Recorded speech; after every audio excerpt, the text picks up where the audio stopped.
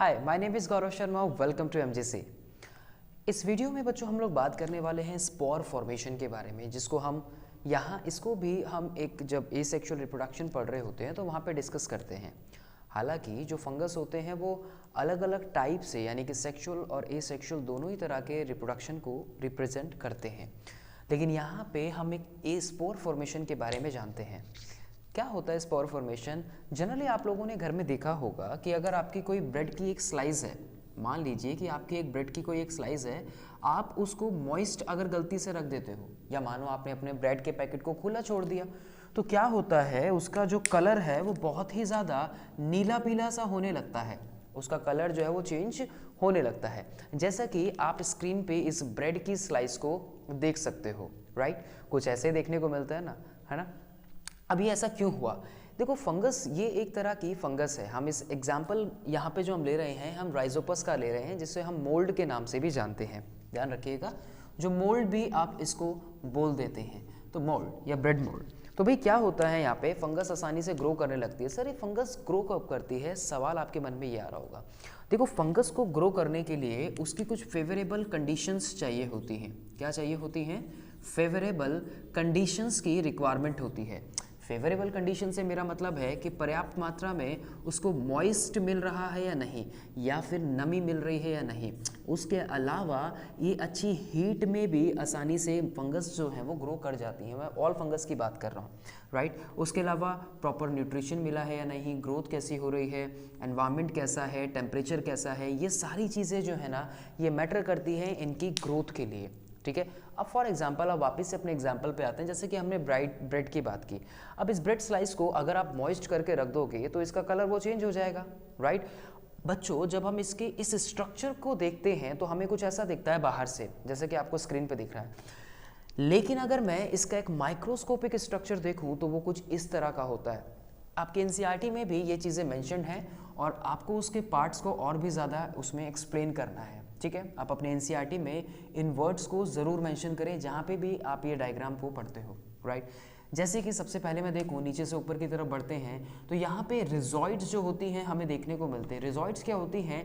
अब यूँ तो इसके पास ऐसा समझिए कि एक प्रॉपर रूट्स की तरह स्ट्रक्चर नहीं है, क्योंकि उतना ज़्यादा डेवलप नहीं है जितना हायर प्लांट्स होते हैं। तो ये रिजॉइड्स कुछ वैसा ही फंक्शन करती हैं जैसा कि एक रूट्स करती हैं। राइट, यानी कि यहाँ न्यूट्रिशन को आसानी से ऊपर की तरफ भेजना या इन स्पोर्स को ऊपर की तरफ भेजना। अभी मैं आऊँगा ऊपर भी। तो ये फॉल्स रूट्स भी हम इनको बोलते हैं। इन रिजॉइड्स को हम फॉल्स रूट्स के नाम से जानते हैं। आप इसको वहाँ पे मेंशन करें ज़रूर। और क्योंकि ये रूट्स की तरह अपना फंक्शन करती हैं, जैसे कि न्यूट्रिशंस को ऊपर सप्लाई करना, उसके अलावा इन स्पोर्स को ऊपर की तरफ भेजना। राइट, उसके बाद जब हम देखते हैं तो कुछ इस तरह का पार्ट आपको ये दिखता है जिसको हम स्टॉलन के नाम से जानते हैं। ये दो स्टॉलन को हम स्टेम भी बोल सकते हैं इसका, लेकिन एक प्रॉपर स्टेम ये नहीं होता। The next is the ultra important part of this structure which is called the sporangiosپورس, और इस sporangiosپورس को हम हाइफे के नाम से भी जानते हैं। That is also known as by the name of the hyphae। तो हाइफे क्यों? जैसा कि आप एक एक्चुअल ये जो पिक्चर आपको दिख रही होगी स्क्रीन पे, उसमें भी आप इसको आसानी से देख सकते हो। राइट, जैसा कि आपको ये पिक्चर दिख रही है आप इसके अंदर भी देख सकते हो। तो ये हाइफे हैं बच्चों। ठीक है, ये हाइफे हैं। आगे चलते हैं। ये हाइफे क्या करते हैं? ये हाइफे इस स्पोर्स को ऊपर तक पहुंचने में या इसको सीधा रखने में, इसको इरेक्ट रखने में सपोर्ट करते हैं, इस स्पोरेंजियोस्पोर्स को।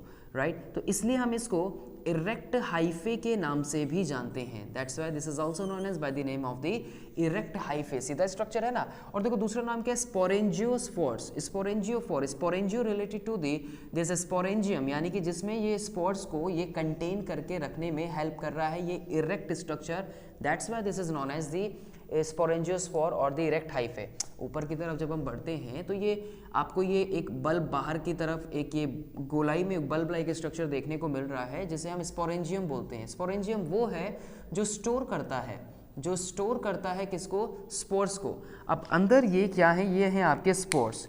जनरली जब मैं स्पोर्स का एक स्ट्रक्चर देखता हूँ तो ये स्पोर्स कैसे दिखते हैं हमें? ये कुछ ऐसे बल्ब लाइक स्ट्रक्चर जो है हमें देखने को मिलते हैं। राइट, और ये एक स्पोरेंजियम जो है ये एक किसके अंदर होते हैं? ये एक थिक वॉल के अंदर होते हैं। जब इनको इनकी फेवरेबल कंडीशन मिलती है या मानो कि एयर मिली तो ये क्या हो जाते हैं? यहाँ से आके बस्ट हो जाएंगे ये। क्या हो जाएंगे, जैसे इनको एयर मिली तो ये क्या हो जाएंगे, यहाँ पे आके बर्स्ट हो जाएंगे। जैसे समझो एयर मिली या इनको मॉइस्ट कंडीशन मिली तो ये बर्स्ट हो जाएंगे, और बर्स्ट होने पे तेजी से बाहर की तरफ जो है ये फैलने स्टार्ट हो जाएंगे। आपने जनरली तभी देखा होगा, मम्मी कभी बोलती है ना कि देखो पिकल्स में क्या हो गया, या फिर देखो ब्रेड खराब कर दी, तो आप देखोगे कि जो अगर पिकल्स हैं, जनरली पिकल्स में आप देखते हो कि जैसे मान लो उसको प्रॉपर ऑयल नहीं मिला तो उसमें कई बार फंगस लग जाती है। तो अभी आपने देखा कि एक दिन पहले तो वो फंगस इतनी थी, और अगले ही दिन आप देखते हो कि उस पर तो बहुत ज़्यादा और भी जो है बढ़ने लगी, रैपिडली ग्रो करने लगी। तो ऐसा क्यों हुआ, जब उसको उसकी फेवरेबल कंडीशन मिली तो उसने रैपिडली ग्रो करना स्टार्ट कर दिया। कुछ यही चीज़ आप एक ब्रेड की स्लाइस के साथ भी करके देख सकते हो कि कितनी रैपिडली जो है ये ग्रो करना स्टार्ट करती है, राइट। तो फेवरेबल कंडीशंस में क्या करती हैं, ये बहुत ही ज़्यादा ग्रो करती हैं। जैसा कि आप ये पिकल्स को भी देख सकते हो स्क्रीन पे अपनी, आपको समझ आ रहा होगा देख के कि ये एक फंगस का एग्जाम्पल जो है यहाँ पे देखने को मिल रहा है।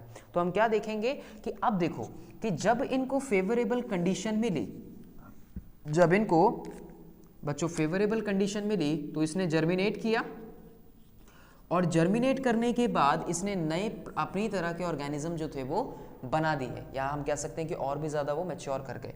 तो जर्मिनेट यानी कि मैच्योर होना, इसका मैच्योर होने पे ये नए स्पोर्स का फॉर्मेशन करती चली जाएगी जब इसको इसकी फेवरेबल कंडीशन जो है वो मिलती चली जाएंगी, right. So that is called the spore formation. तो स्पोर जो वर्ड आता है बच्चों यहाँ पे, स्पोर्स आता है एक तरह के, आप ये कह सकते हो कि हम इनके गैमेट्स हैं, ये इनके गैमेट्स हैं, राइट, जो इसको मैच्योर होने पे फेवरेबल कंडीशन मिलने पे जब ये मैच्योर होंगे तो वो आगे नए स्पोर्स और भी ज़्यादा बनाने स्टार्ट करेंगे और अपनी ग्रोथ रैपिडली करके दिखाएंगे।